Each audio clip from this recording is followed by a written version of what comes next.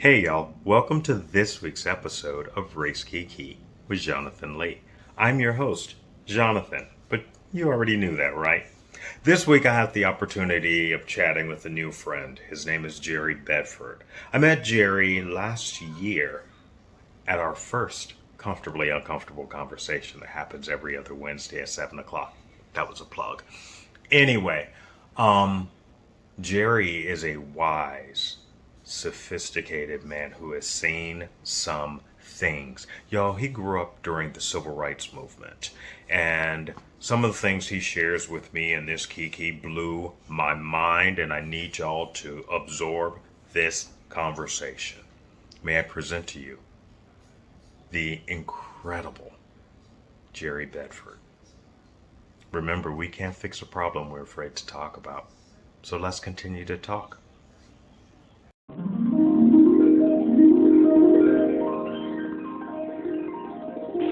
Well, okay. Well, hi, Jerry. Welcome to Race Kiki with Jonathan Lee. Well, hello. Well, I wanted to invite you here because you have been coming to our Comfortably Uncomfortable conversations for about a year now. And yeah, it's been a year. And over the year, I've grown to adore your perspective and value your wisdom. Well, thank you. You're welcome. And I wanted to ask you, when did you learn about race? Well, I will tell you my earliest recollection where I actually learned that I was not the same as everybody else was when I was about 5 years old when I started kindergarten. Okay. Uh, and up to that point, I lived in just a world of, I had my parents, I had my siblings at that time. There were actually at that time, I'm the oldest of five, but at that time there were only three of us. Okay. And I was the oldest child, and I'm starting school. And at that time, the neighborhood that we lived in was predominantly white. We had a few Black families on our street that moved there around the same time that we did, or maybe just before we did. And what they call an inner city neighborhood. It was not inner city, but we were in one of the neighborhoods of our city. And so I started school. And at that time, the elementary school that I started at, they had the main school, and they had us in a house, on the grounds of the school, because there was a little overcrowding of the school. And I went to that school for the kindergarten and first grade. Then in the second grade, they had built another school for us to go to. But this kindergarten class, I was the only Black kid in that kindergarten class. And on the first couple of days, that's when some of these little white boys started calling me chocolate bar. And I'm thinking, okay, that sounds kind of derogatory here. And they would jeeringly call me chocolate bar. So I kind of beat up a couple of them, and they would still, call, hey, that's the chocolate bar over there, and that type of thing. I remember when my dog actually followed me to school one day. The dog was basically all Black. He was like a mutt retriever. He was all Black and had a white chest. And one kid looked at the dog and said, even the dog is Black. Yeah, this is at 5 years old. That's when I learned that my race was different from everybody else's. And of course, as we grew up, at that same school, they had a playground, and that was where everybody met. All us kids, from the neighborhood would meet, and there were thousands of kids at that time, because, you have to remember, I'm part of the baby boomer generation. Okay. And back in the 60s, it seemed like there were thousands of kids in our neighborhood. And that's where we, got our earliest lessons and socializations and all that kind of stuff. And so me, my two brothers, and my two cousins, who we all lived in the same, they lived around the corner from us, we went to this pool every day. And of course, you learned, there were differences. There were white kids and there were black kids. And of course, there were more black kids than there were white kids by this time. But, and then the school that was built to relieve the overcrowding of the original school, it was built in a white neighborhood.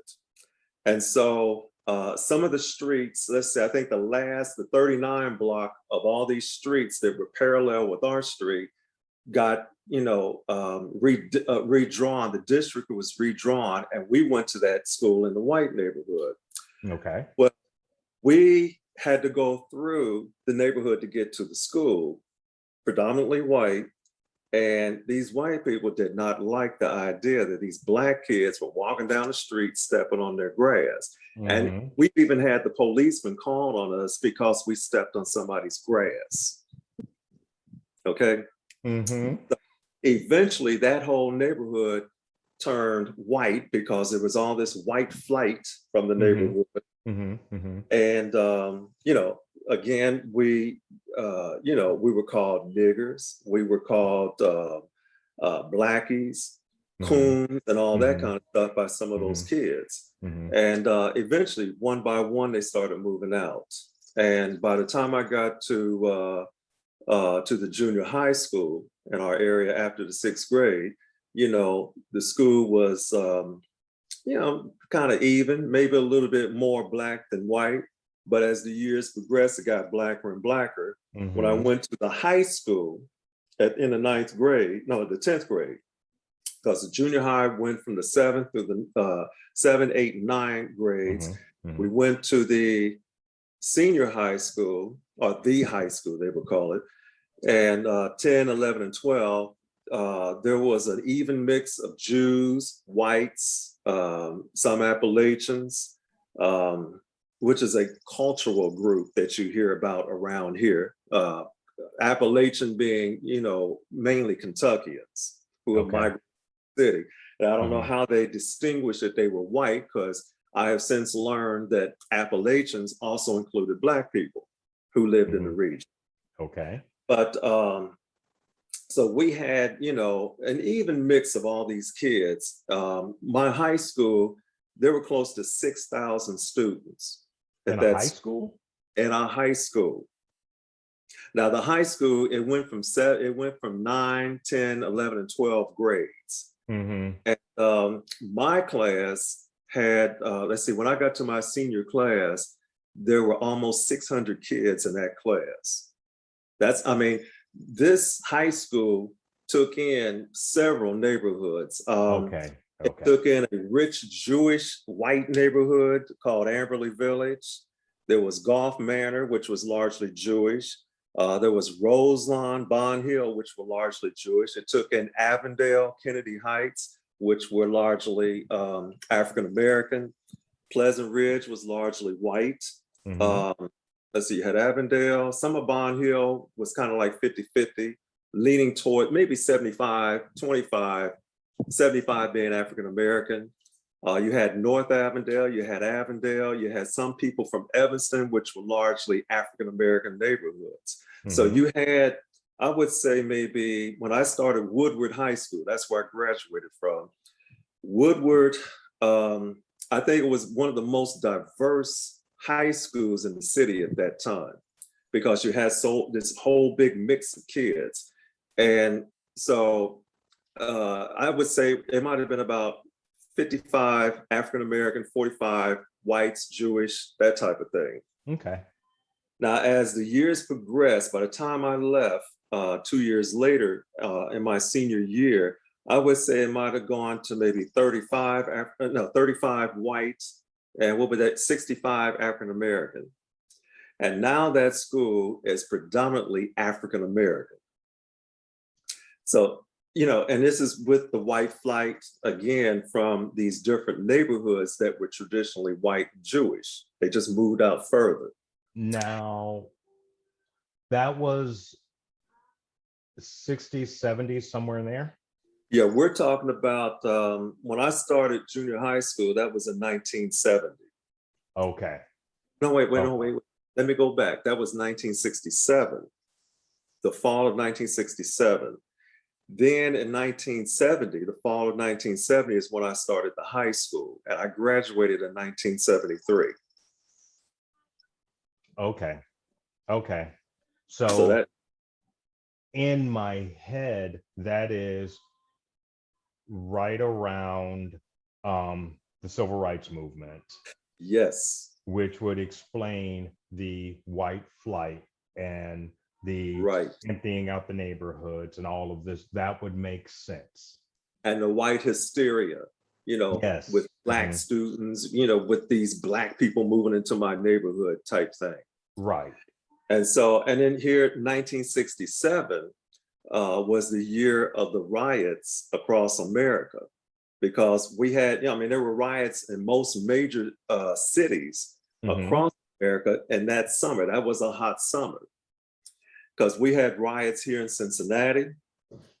We've had, in fact, that summer, my family, my grandmother, my grandmother and a lot of relatives lived in Detroit. Okay. And we were actually going to go to Detroit on a Monday. And the riots actually started on a Sunday evening. And actually, I had an uncle and his wife and my aunt. They were in Detroit and they were coming back on that Sunday. And they said, don't go to Detroit, because, when they were driving down the street, there were upturned, broken pop bottles, soda bottles in the streets at that time. Soda bottles predate aluminum cans for soda. And so they were upturned so that, people could get flat tires. But we were told, don't even go up there. And we decided not to go at that time because, number one, they had closed off all access to Detroit. You couldn't even get into the city if you wanted to. Now, this was 1967? Yes, it was in the summer of 1967. Interesting. My grandmother and her family, well, my grandma lived in Detroit around that time. So, okay. Yeah. I mean, that's what was going on. I mean, all across America, there were riots most of your major cities, Philadelphia, Detroit, New York, Washington, D.C., Atlanta. What sparked off these riots in 67? From what I can remember, there was police brutality, which is the standard an issue. And, and people were just getting fed up, we're coming off the end of you have to also remember, during that time, we had just started being allowed to go into spaces that were white-only spaces. Correct, yes. And, there was school desegregation that was coming up. I mean, there was all these different things that were happening at that time.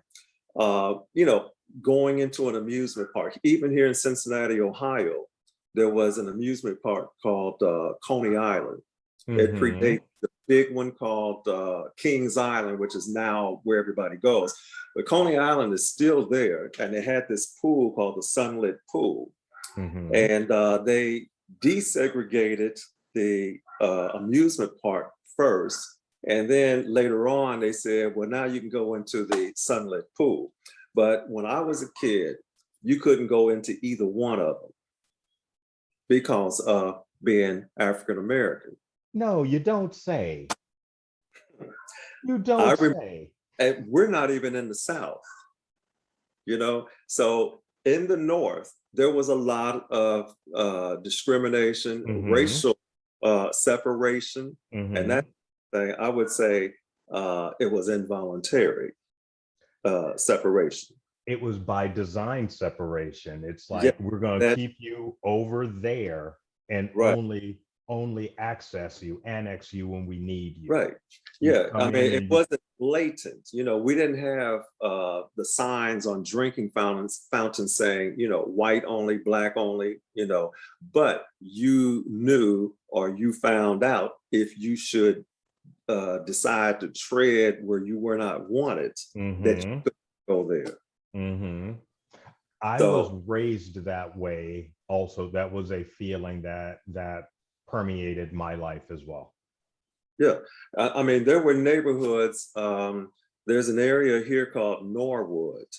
Now, back in the day, if you were in Norwood, first of all, they have one little street where African Americans lived. That is a one little street at the edge of that particular. It's sort of like a landlocked city of its own within Cincinnati. And there was a GM plant there, a great big GM plant, which was its largest employer.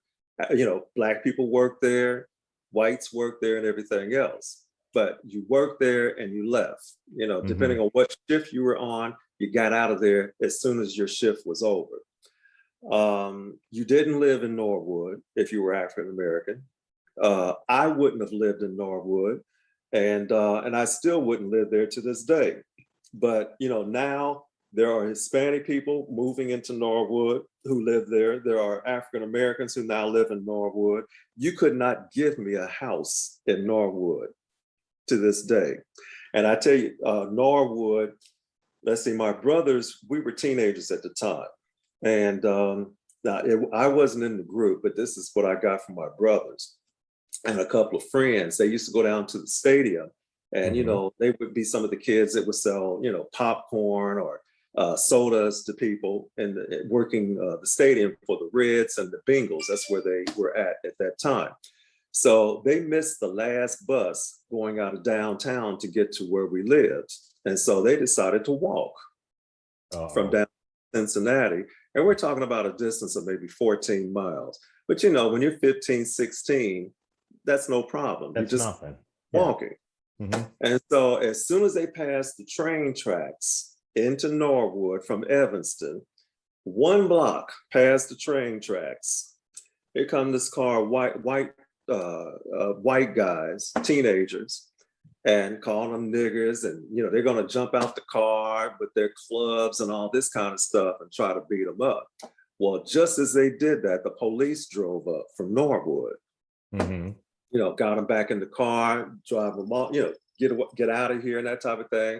And they told my brothers and their friends, get out of here as soon as you can. They didn't offer them any rides, but they said, keep walking. Don't stop anywhere.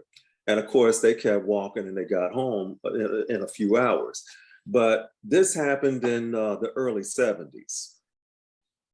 Okay, so all these things have happened in our lifetime. And, you know, the police brutality and all that, I haven't seen any difference. You know, only that it went underground for a while. You know what? I think it went underground around Rodney King. Yeah. We stopped after Rodney King. We didn't hear about it for a while. Well, and I'll tell you when it came out. Went during the O.J. Simpson trial and the verdict. Because, you know, there were camps based on whether he was guilty or whether, you know, he should have been guilty and he got off. And that's when it came out again. And then, of course, you know, it came out again during 9/11, you know, with Muslims.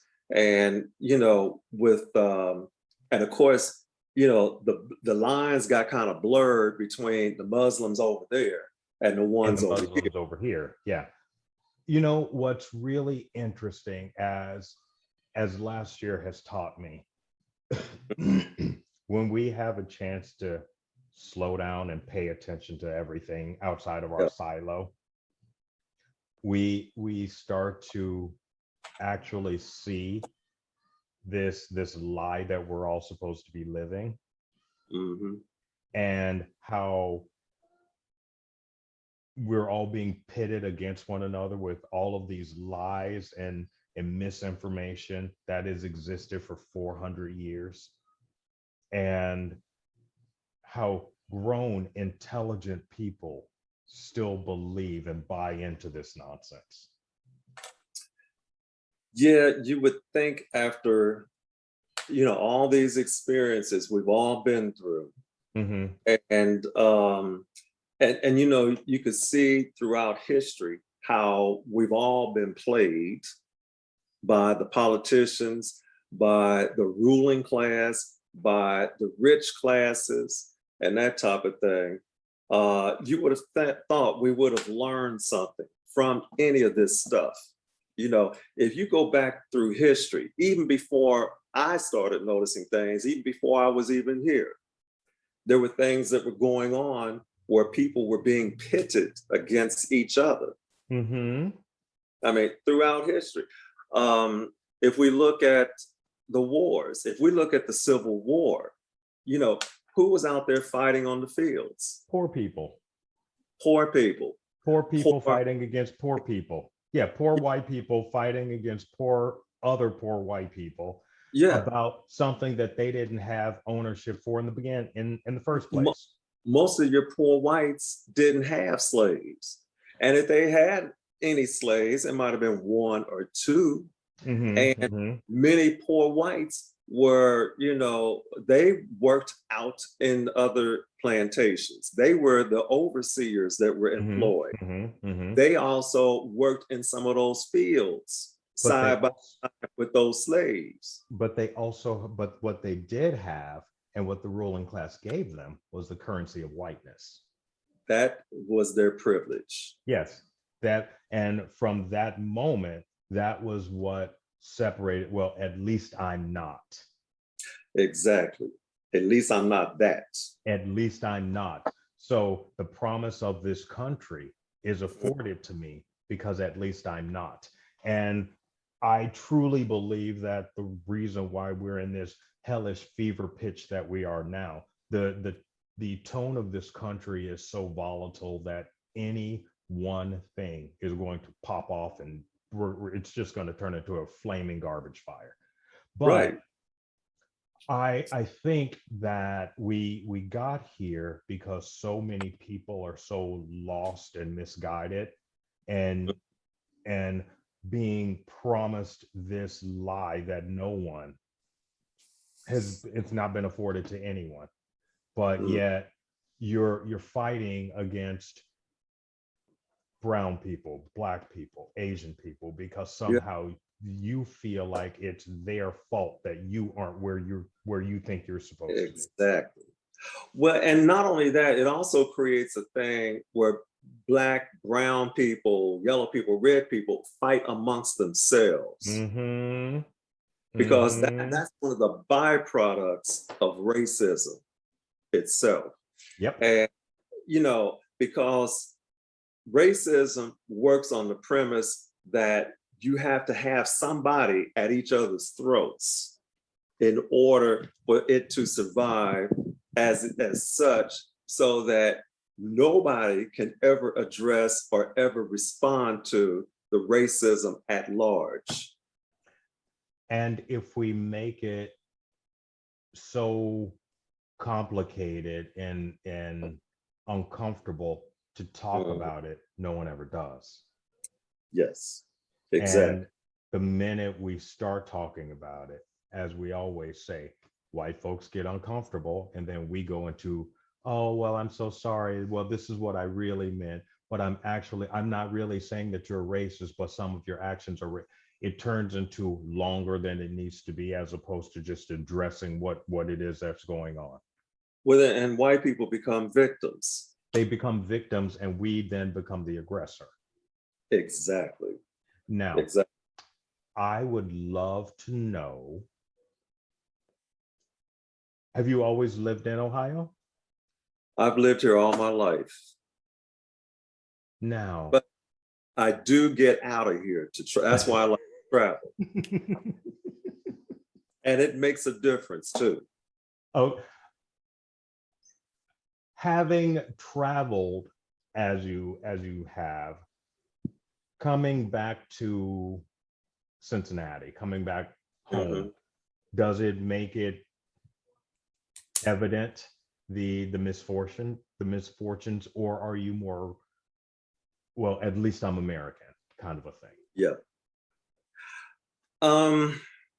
It's an interesting question. I've thought about that, when I used to go to New York a lot, Mm-hmm. around, I would say, the 80s. I used to go to New York 3, 4, 5 times a year. Okay. And it was always refreshing to get to New York where you actually see other groups of people, and people who are part of some of these groups of people. And because we didn't have that kind of diversity here in Cincinnati, we didn't Okay. get any sort of diversity like that until I would say around the 90s. So it was And basically just a white and black city until the 90s? just black and white. I mean, you could almost count, the number of Asians. If you went to the hospital or if you went maybe to the university, you might find some Asian people. Mm-hmm. You Mm-hmm. might find one Hispanic person. I don't think even people around here even knew what Hispanic even was, Mm-hmm. because we never saw that particular group of people around here. And we started hearing it on the news, and we started seeing more Hispanics, or we started noticing more Hispanic people. But when you went to New York, or you went to, say, Texas or California, you would see all these different types of people. And you would actually know people who would know these types of people. Mm-hmm. And Mm-hmm. here in Cincinnati, it wasn't like that. And like I remember, I always knew somebody from like Puerto Rico. This woman, she was a friend of my aunt's, and her family, we kind of grew up together. Now, we knew she was from Puerto Rico, but that was the only person I ever knew that was from Puerto Rico at that Okay. time. Okay. And so when you go to New York, well, I learned I had relatives who were married into Puerto Ricans and married this and that and the other. And, the most exotic marriages we saw around here was black and white. Mm-hmm. And the kids that were produced, from those marriages. So that's all we ever saw. And you came back to Cincinnati and it was like this black and white thing. So, I mean, and then of course, when you go around the world, you see other people, you hear other languages, and all that kind of stuff. But we never saw too much of anything like that here in Cincinnati. In fact, even there's a place called Yellow Springs, Ohio. That's the area where Dave Chappelle lives. Okay. It's still a small place. It's still listed as a village, but we had relatives all over Yellow Springs at that time. And I remember about the age of 4 or 5, we actually heard somebody speaking French, because Antioch College, Google that, and you'll find out what Antioch College is all about. Okay. And how it started and all that. But Antioch attracted students from all over the world. And we actually went to the tennis courts that were down the street from our aunt and uncle's house. And we heard these guys speaking French. And of course, being nosy little children, we wanted to know, what are you talking about? Right. So, I mean, that's the first language I ever heard outside of English when I was 5 years old in that little small town. And, so I said all that to say that we didn't have very much diversity here. When I went and traveled around the world, I got a better appreciation for differences of people. Uh-huh. I've lived in my life many, many, many places in America. When I was a young little diva, family moved around a lot, Okay. and lived in Michigan, lived in Washington, Texas, Illinois, I think, various other places. And most of the school districts, when we were outside of Mississippi, I was the only black kid, or one of a sprinkle. But when we moved back to Mississippi, I was always, in black schools. And I brought that up to say that when I went back to Mississippi, we moved back to Mississippi when I was like 15. I think I was going to the 9th or 10th grade, somewhere in there. And I remember being taught all of the things that I learned in the 9th grade in Mississippi, I had learned in the 6th grade in Washington in a white school district. So how was your education back in those days? What you learn? Well, we learned how to read. We learned cursive writing. I've been reading books since I was in the first grade. Wait, no, this is the question that I'm actually trying to ask you, because you were being educated right after or right in the middle of the civil rights movement. Right. You're being right. educated right in the middle of it. Were you being taught about it? No. The only thing we learned, we learned the typical stuff, and looking back, I don't think let's see, we didn't really learn about the civil rights movement in school at that time. We started learning about it. I can say I had an 11th grade teacher. That's where we learned American history. And she took a little part out of that class to talk about about the civil rights struggle. This was a white teacher. Mm-hmm. And she, I can remember we could read Soul on Ice.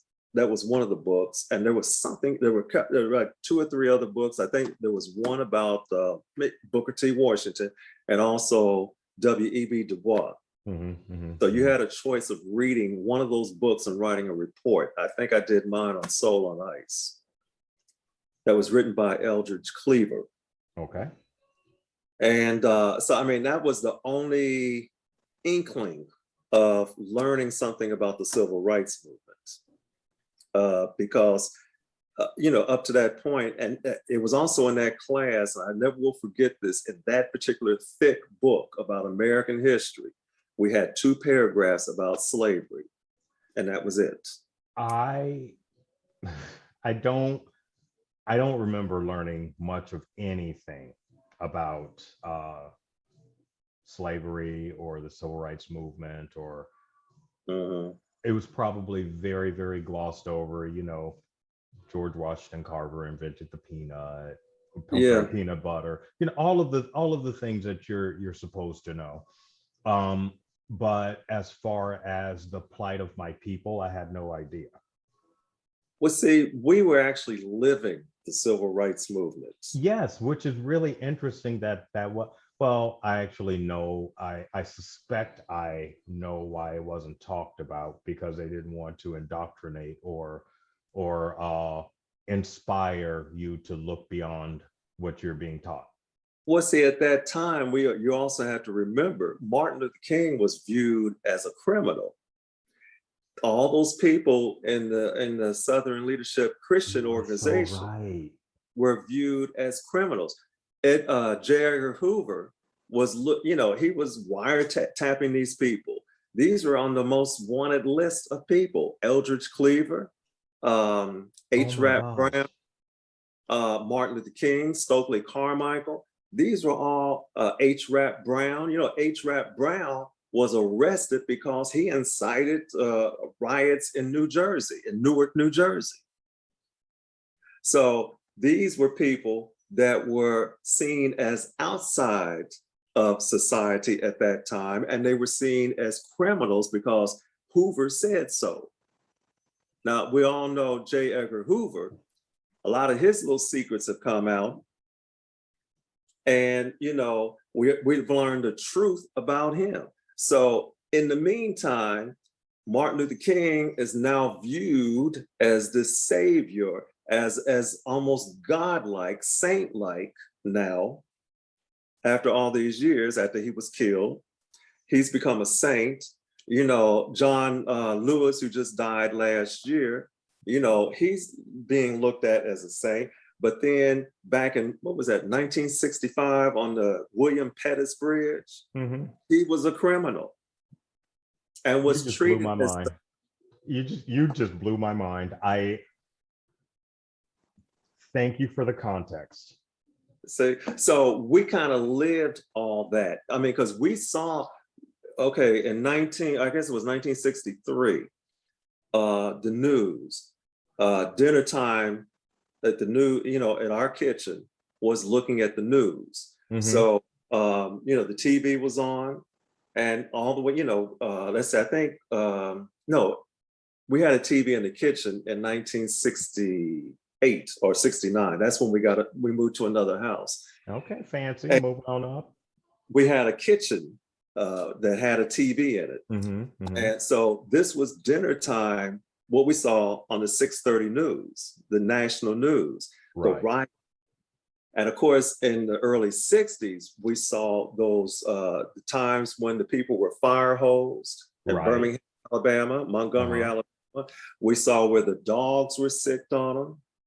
We saw that almost, well, it was like a video that was shot earlier that day that we saw that in the evening. So we lived, that my mother actually took us downtown to participate in a demonstration in downtown Cincinnati back in the 60s. Now watching what happened last year, the protests that happened last year, was that eerily similar for you? Yes, it was very similar. And, and that's why we always say history has a way of repeating itself. Especially when you don't know it. Exactly. Especially when you don't know it. And see, nowadays, most young people don't have the benefit of knowing what that history is unless they're told that. I have a friend who was about 9 years younger than me. He was born in 1964. Okay. And he went back, he's deceased now, but he went back and was looking at these videos. He went to the library to get these videos, and I forgot the name of the series. Oh, I can't think of it now, but they showed them on PBS through the years back in the 70s. And he actually went back to look at that stuff, and he couldn't believe it because, he was a kid. He didn't remember anything from the 60s because he was a kid, a baby practically. But in 1964 and 63, I was old enough, because I can remember the day that Kennedy was assassinated in 1963 in November and all that time. So he didn't know all that. So here he is looking at all this stuff and saying, is this what happened back, in the 60s? I said, yes. And I told him the same thing I told you. We looked at this while we were eating dinner, or at least shortly thereafter or before dinner in the living room TV. Every day we saw something. So we actually lived all this, and it would be hard pressed for anybody not to have seen this during the 60s because it was on TV. And kind of like now. Yeah. And, we grew up at a time when we never saw anybody Black on TV or saw anybody that looked like us on TV. And we started seeing, maybe Nat King Cole. We might see Sidney Poitier, in a program or a movie. We go to the show and see him in a movie. And we might, in 1964, we started seeing the Supremes on Ed Sullivan. Different Motown groups, James Brown in 1966. And then we started seeing one or two Black people in television commercials. And, I can remember, we saw somebody Black on TV. There's a Negro and you get so TV. excited. You get so excited. You're jumping around. We were elated. And of course, an early series, Julia, starring Diane Carroll. That is exactly what I was thinking about. We saw every episode. Every episode. I forgot what night it came on. I think it was about 7 or 8 o'clock. We saw every episode. So, you didn't have the diversity on TV. And so it was a different time. And, we grew up in our neighborhood. There were other Black kids. It was interesting. There was a white family that moved in across the street. And I was asking, my brother and I were talking about them the other day. I wonder whatever happened to them. Because they didn't believe in TVs. And the oldest son, who was my age, we were into Dark Shadows at that time. That was a little show that came on like a soap opera, kind of like supernatural soap opera. And we would run home from school so we could get home by 3:30 so we could see that show. And we had a TV, so we went in our house, but this little kid, he went to the house across the street from us to look at it through the window. Okay. And we always wondered whatever happened to that kid, but I digress. But he was like the only white kid in our little group at that time that lived on our streets. And After of course, how many of them have moved away? oh, they had all moved away. Exactly. They Moved had out all to the suburbs. Yeah. But see, his father was an evangelistic minister. Oh. And why a Pentecostal minister. Oh. They didn't believe in TVs. Mm-hmm. And I think they had a radio over there. I'm not sure, but I knew they didn't have a TV because he said he wasn't allowed to look at TV. Now, of course, we had our little skirmishes and fights, and everybody made up and all that, just like kids normally did. Right. But I had an interesting childhood, and I think it was pretty typical of most kids at that time. Right. Now, how do you see the world now? Like in our horribly racist representation of America? Well, I see the world now. I just had a conversation just before this Zoom started with someone. We were talking about global warming. Mm-hmm. Just a little thing about politics and how things are the way they are now. I think right now, the world, including this country, we have a population issue. Mm-hmm. And I think, the powers that be, and I'm talking about all over the world, and even here in this country, there are too many people. And I'm going by what I see as far as how I'm thinking that these policymakers and that type of thing think. On one hand, everybody's against abortion and that type of thing. But on the other hand, when you have all these people coming here as a result of no abortions or whatever, what are you going to do with all these people? It seems like they're killing everybody. To me, it seems like they want to get rid of undesirable people. Well, that's always been the case. That's always been the case with this country. And if I talk about this a lot because I don't think, as a man, I or any man should have any opinion on anything a woman does with her body. Exactly. That is not what the hell do I know? I don't have a vagina. I don't have a uterus. I don't have any of that.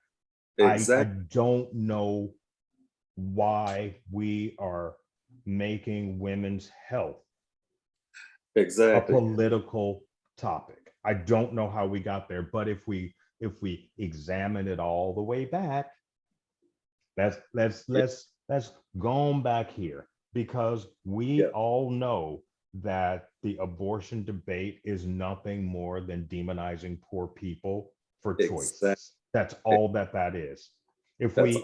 Because I know, and everybody on God's green earth knows that any time or any one of those politicians' mistresses finds herself accidentally pregnant, if anybody's mistresses, or if anybody's little 16-year-old rich little daughter finds themselves accidentally pregnant, exactly.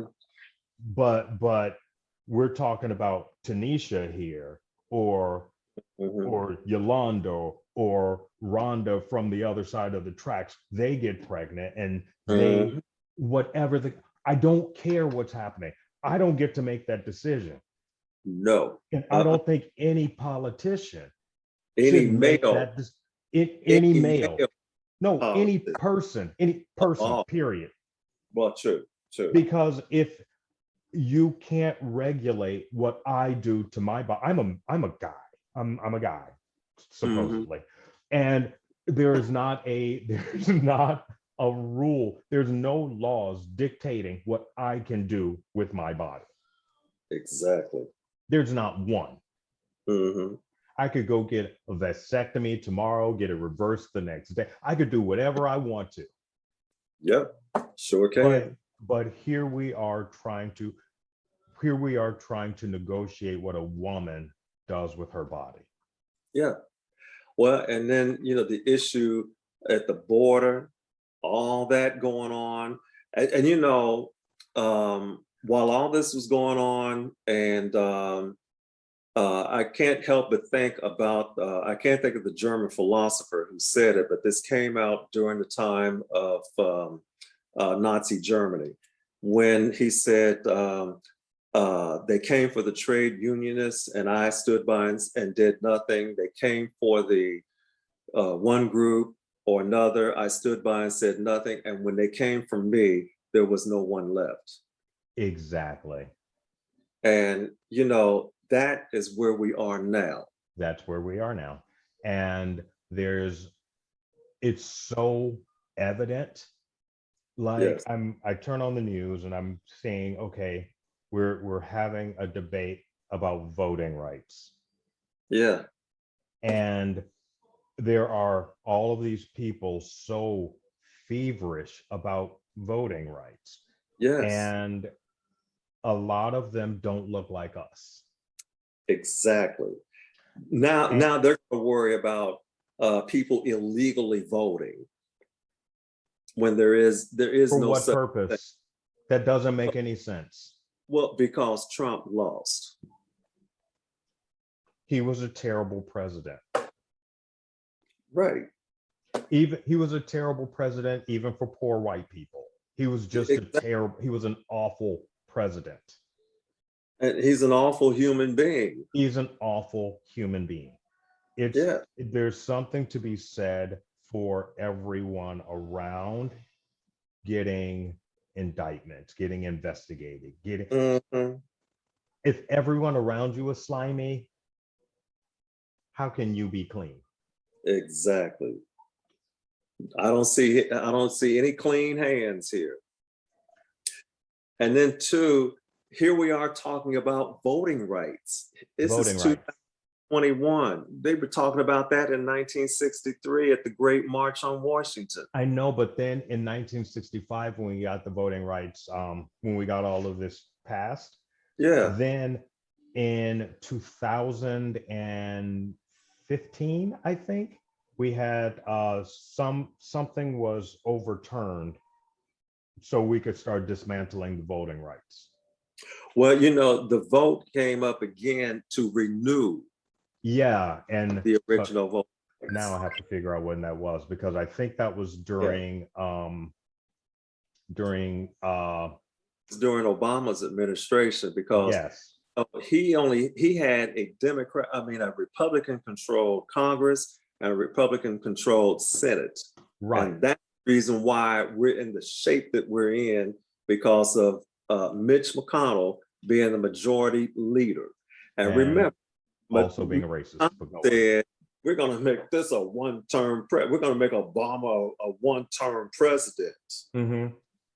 And then we're not, it's just like they're running a commercial. They're talking about, because Biden is coming here today, this afternoon, to talk about the bridge here. Oh yeah, he's doing the town hall from there tonight. Yes, he's from Cincinnati. And they showed a little clip of this white guy saying, well, I wonder if he's going to talk about the runaway inflation, or if he's going to talk about the rising gas prices, or better yet, one president came here and did a photo op next to the bridge. Well, that was Obama, when he did a photo op and a discussion about trying to get that bridge replaced, and Mitch McConnell would not sign the bill. Mm-hmm. See, they forgot all of that. Oh no, that's not part of the narrative. That's not part of the discussion you want to hear. Yeah. So that's what they all forgot about, or their selective amnesia. Mm-hmm. Every time I see that on TV, I'm hollering at the TV. I mean, and I'm not going to say all that I said, but because, you know, I don't want to exit all out on here or get beeped. But the thing Oh no, I is, don't beep anything. okay. I don't beep anything. Oh, you know, they just make you so mad, you know, with Right? that. You know, occasionally I'll drift past Fox News because I'd like to know what the enemy thinks. I, I'm mm, sorry, the misguided. I don't want to call anyone an enemy. I just say that you're misguided. yeah, You just very. you're misguided. And I stopped, and there was this woman talking about how proud she was of being an American, how her life is so wonderful, blah blah blah. And Uh-huh. the anchor, some very old white man, saying, well, you need to tell that to everybody because you have all of these leftists, all of these liberals out here trying to paint the picture that America is terrible and that America is awful and America doesn't like immigrants. And she says, well, my immigrant story is lovely. Granted, she was a white woman. She was very pretty, lovely boobs. She was very pretty. Yeah, So, of course, her immigrant story was lovely. of course. And she was talking about how her children were this and how her children were that. And then immediately after that, I started watching this other show about murders and how they did it and blah, blah, blah, blah. So there were these two Uh-huh. 17, it was a 17-year-old and a 16-year-old little white boy up in New Hampshire or something. They go to somebody's house and just stab the fuck out of the people there, just kill them left and right, and Yeah. then go gallivanting. So every one of the reporters, all of the news reports, all of the detectives involved were trying to humanize these young Uh-huh. white boys. Well, there must have been something going wrong to have these young guys, these promising young boys with all of this promise in front of them, and they were from such good families, and crimes like that don't happen here. And there Yeah. must be some reason. So they were spent the entire hour trying to justify and make excuses for the behavior of these murderers. I then turn the channel on and I see gang violence and kids being shot. And the way that the reporters, the way that the detectives were talking about these black and brown criminals were, Uh-huh. it didn't have the same grace. It didn't have the same compassion or the same empathy for understanding how they got there. Uh-huh. You know, there's a case here going currently in Cincinnati. This young man killed his girlfriend, and she was pregnant at the same time. Wait a minute, somebody's calling. Okay. So anyway, they okay, they've already gotten the guy. They had his picture up on the TV screen, filling up the whole screen. Of course. They've also talked about his past history, as far as, you know, he's been, you know, drugs, arrests, and blah, blah, blah. I mean, they got him already charged and convicted on TV already. Now, when the young white girl out in in the next county north of here, you know, had a baby, killed the baby, buried the baby in her backyard. We didn't see her face for at least how long? Of course not. We saw her finally in the courtroom. They just showed a little picture of her, and that was it. Like this big. Yeah, she's such a good girl. We don't know how this happened, and blah blah blah blah blah. You know, Excuse after excuse after excuse. And how did this happen? And of course, they were very lenient on her, you know, as far as, you know, her sentencing. I can't remember what her sentencing was, but I don't think she spent a day in prison.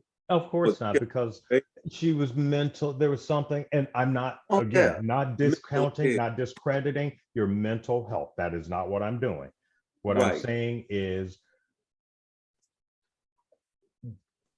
it's really difficult when people tell you that everything doesn't have to be about race, when everything literally is about race. Every decision that they make at these courthouses, and every decision that the police makes, And every You can't decision but that the say, banks make, every decision that the school makes, every decision yes, that your doctor's office makes, every decision that everybody makes. as far as our lives are concerned, as far as anybody's lives are concerned, it's based on what do you fit into that's acceptable. You know, and that's where it all goes to.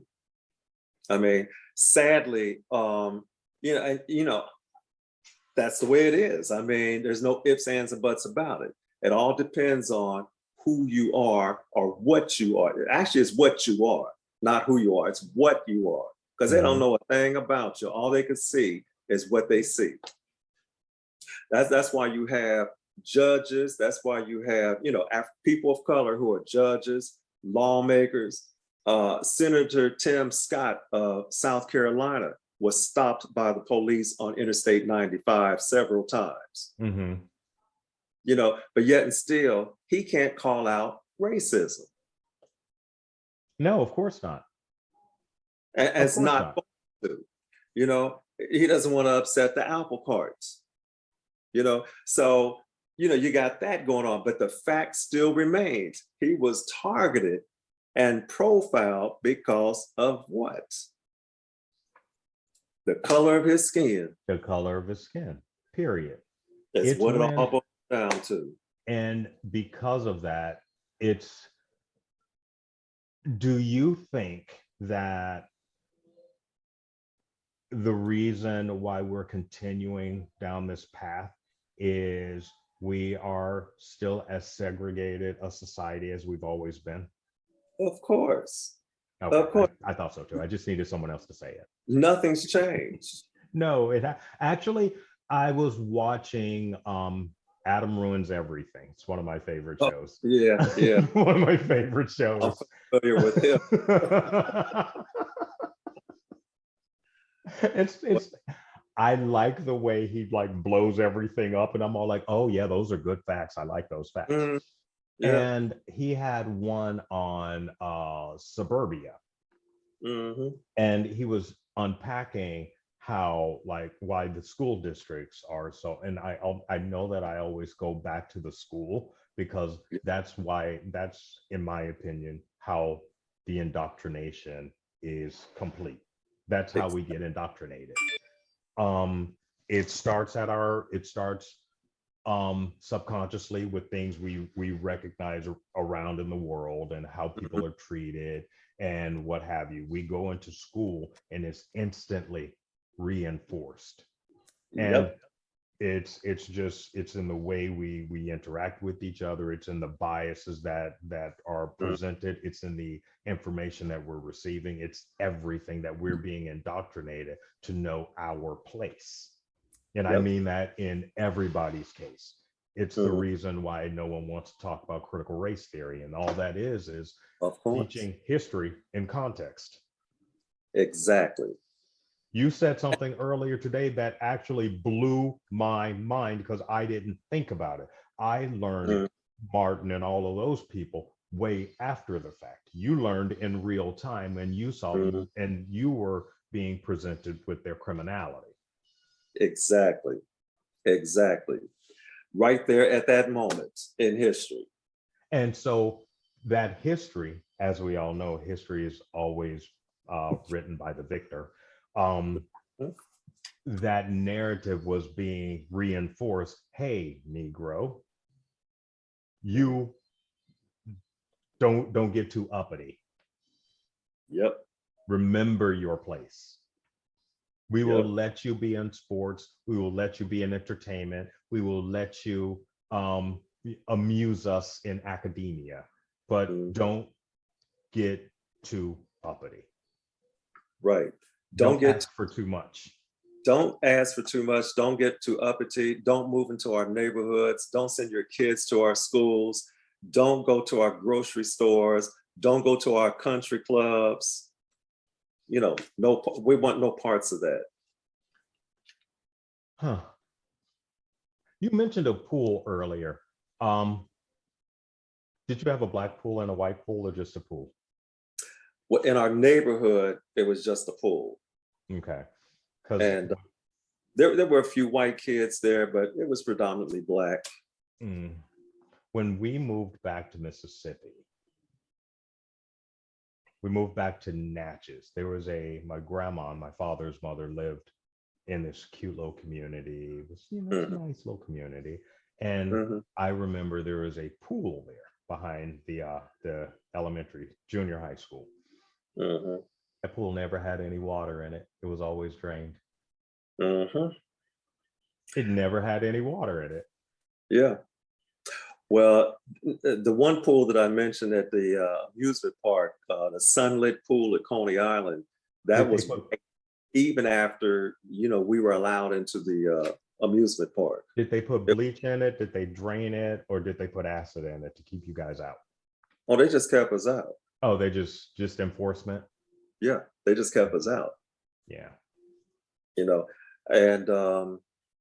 so that's how they did that. There is a picture where a man is, this actually happened to the Motown artists when they were touring the South, when they were in a swimming pool and somebody threw in some bleach in the water. Yes. If you know the story of Motown on their first Motortown review that toured the country, specifically the South, they had to play to an audience that was separated by a rope. There was the white side and the Black side. All that. They couldn't stay in hotels. They had to stay in rooming houses. They couldn't stay at the Holiday Inns. And that's the way traveling was for Black people ever since the romance began with the automobile and travel. You had that green book. I learned about that. On Lovecraft Country. Yeah. Well, see, we already knew that because you couldn't stay at any of these hotels on any of these trips or go to restaurants. That's why we always packed a lunch when we went on a trip, like from Cincinnati to Detroit. At that time, it was about 6 or 7 hours because Interstate 75 wasn't complete all the way up. And on the year that in 1964, when we went to Atlanta, Georgia for the first time, it took us 13 hours to get there because I-75 only went from, from Cincinnati down to Lexington, Kentucky, and the rest of the way was a 2-lane highway. So it took us a little while to get there and back as well. So we couldn't stop off at, there were no rest areas on those roads. So, my parents didn't trust stopping at a restaurant or anything like that. We would stop at the gas station, get gas. We would eat in the back seat, but we would eat in the car as we drove. And of course, when we got to Atlanta, we stayed at my aunt and uncle's house. And so that's how you traveled back in those days. You didn't have the Holiday Inns. You didn't have, you couldn't stay at the you couldn't go eat at the Howard Johnson restaurants at that time. Hey, Jerry, you want to know something funny? Okay. My mother, because we would travel back and forth when we moved, my mother and 3 sisters and I, we would travel that exact same way. Yeah. And I didn't in my head, oh, we're just saving money or what have you. In my head, I didn't look at you blowing my mind. That's the second time you've blown my mind on this call. You just blew my mind. Yeah. That was reality. Wow. That was reality.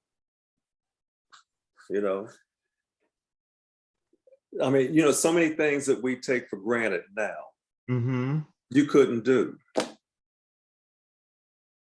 You could not do that. So, that's why, there were great pains to, make those sandwiches, fry that chicken, get those bananas and those boiled eggs in that shoebox.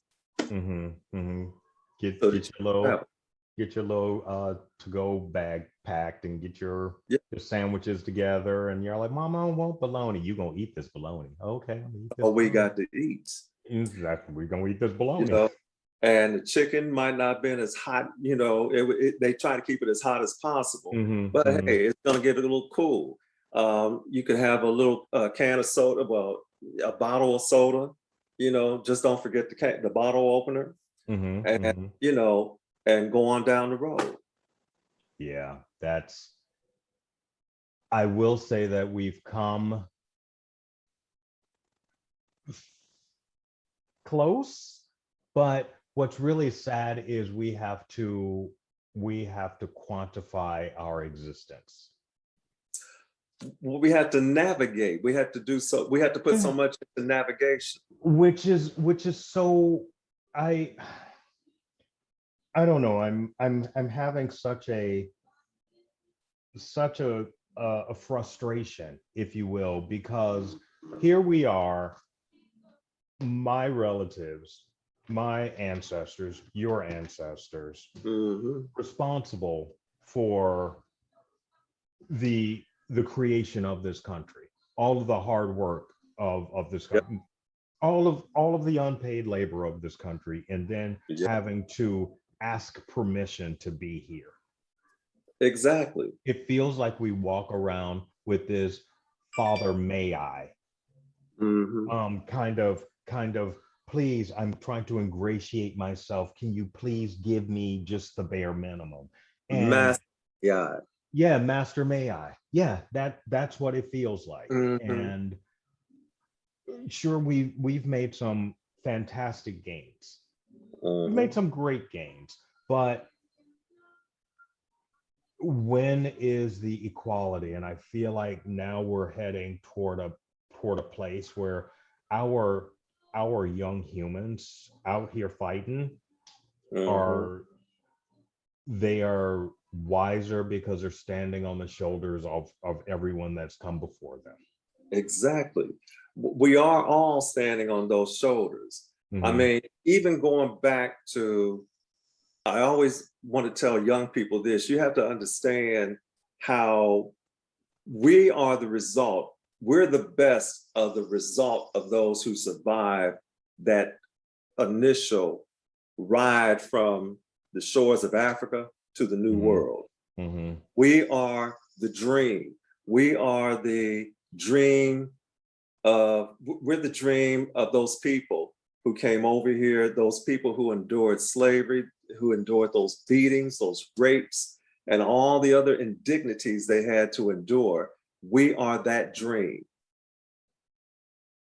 And for us not to do better, for us not to understand that, that's where we're going to lose our focus, which is to continue to make things better for our subsequent generations. We owe it to our ancestors, to do that.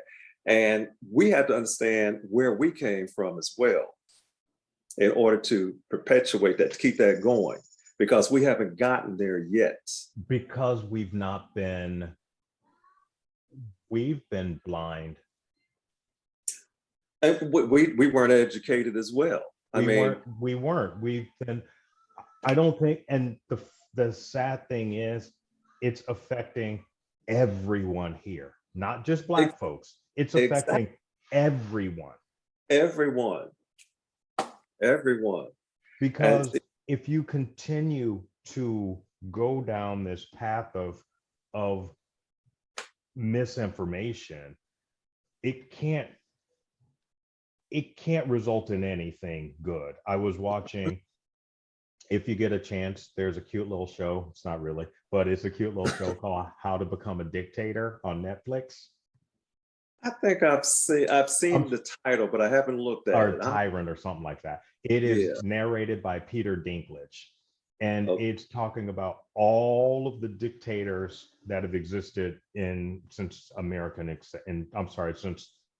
the world existed. Modern world, shall I say. It's talking Mussolini, Hitler, Gaddafi, all of these, Saddam, he taking on all of them. And he's talking about all of these characteristics that dictators will have: misinformation, Yeah. mistrust of science, all of these things. And I'm sitting here Mm. watching it because I binged the whole thing yesterday. And I'm sitting Mhm. here listening to it. And I was like, well, this sounds wickedly like what's happening right now. Yep. It Yep. sounds wickedly like what was happening during 45's destruction of the country. But he Mhm. was just the icing on the cake. It had been going down this path since Right. 65, because remember, um, right after the emancipation, and we went into reconciliation for that moment of time of glory. And then white folks were all like, oh hell no, Jim Mm. Crow. Yep. And Exactly. that's where we are now. Yep. Yeah. And you know, I always said that the pushback from uh, Obama being in office, we're going to see stuff happen to the likes that we've never seen It before. sped up the plan when Obama got elected. And then when he Exactly. got reelected, it reinvigorated Oh, that plan. that Because it put that's it when the Tea Party came around. Remember the Tea exactly. Party? That the Tea Party Republicans and then those birthers merged into becoming Trumpism. It became Exactly. QAnon. It became the GOP. They went into a frenzy, overdrive. Frenzy. And so here comes this next election, and they had the audacity to put a woman on the Democratic ticket. The caucasity. Yes. Yep, Caucasian. Yep. Of course, you know, there are enough patriarchal minds that would not, and I mean, even on Black people, even people of color, didn't want a woman to be the leader of this country. For some reason. Oh wait, I know why. Because we're hugely misogynistic. We're patriarchal. Okay, got it. And So so this is the result. yeah, you are absolutely correct. And during that reign of terror, so Yeah. that 4 years, what Mhm. what happened was he inserted governors and judges and Yeah. sycophants to all of these states. Yes. And now all of these states and all of the city councils and all of these people are infused with Trump's Exactly. supporters. And so no matter what Papa Joe says, Mhm. when you funnel it down to the state, it's all being controlled by Strumpet, By his disciples. by his disciples. Mhm. Mm-mm. Yep. Well, on that note, handsome human, I would love to thank you for having this conversation with me. I Any appreciate you, and I'm a better person for having had this chat. Well, I'm glad you we arranged to do this. I'm so glad to talk, and it's not that often I, you know, get a chance to talk like this, and you know, tell people what is actually going on. You know, especially the history, because I think it's always important to remember that history because we In don't talk about, context. you know, and we need to, and we also need to write it down too. Uh-huh. And the Uh-huh. things I want to do is to try to incorporate my story with what is going on, how we got to where we are now, and some of that stuff when I was growing up, you know. I And love that. I believe that just this chat with you blew my mind. mhm, You gave me a piece of information that I didn't have, and it makes everything else in my head make sense. mhm, yeah. So I'm very honored to have had this chat with you, and I thank Well, you. thank you. Thank you. I'm honored to just be able to talk to you about it, you know, because I think your mind, you know, is your gears are probably about the same as mine, except you're just a little younger than I am.